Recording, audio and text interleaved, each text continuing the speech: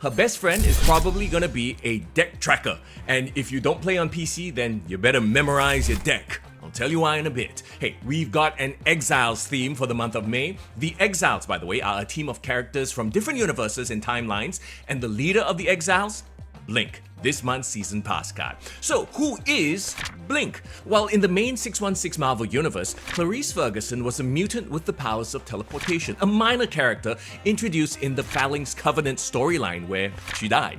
Then, in the Age of Apocalypse event, an alternate timeline was created. This one's designated Earth 295. This is where Legion goes back in time and accidentally kills Professor X, resulting in Apocalypse taking control of Earth. With no Professor X to form the X-Men, Magneto steps up and leads a very different team of heroes to fight the good fight.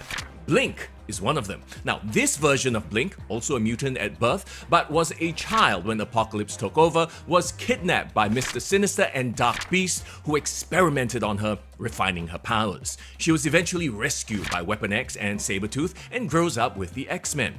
The Age of Apocalypse came to an end though after the time-traveling mutant Bishop fixed the past and consequently eliminated Earth 295. Now, this version of Blink turned out to be super popular with the readers though, so Marvel brought her back. After the destruction of Earth 295, the Age of Apocalypse timeline, Blink found herself in a realm beyond time and space, together with other X-Men from alternate realities, and together they became the timeline-hopping, reality-fixing group known as the Exiles. In Marvel Snap, Blink is a 5-energy, 7-power card with the ability, on reveal, swap the last card you played with a higher cost card from your deck.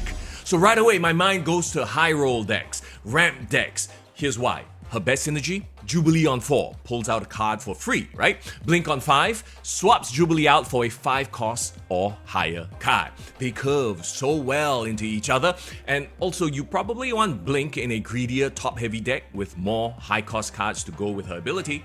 So doesn't that sound like a ramp deck?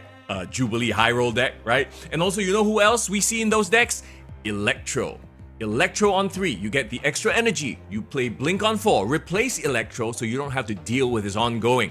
So Ramp is probably Blink's best spot. But okay, let's think about what kind of card ideally do I want her to replace, right? A 3 or 4 cost card with low power that doesn't have any ongoing or latent abilities, right?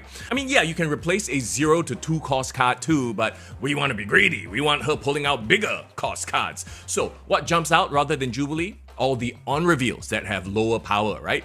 But if you're not comboing them with Odin, then maybe not.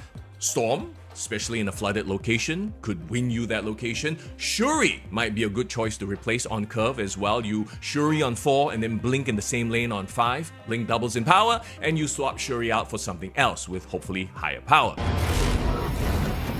Look, I'm sure there are a ton of synergies I haven't thought of, so hey, let's brainstorm this. Let me know what you think will work well with Blink in the comments. Now, I'll say this, Blink looks like a very fun card, but ultimately one you don't need, especially if you don't play ramp. If anything,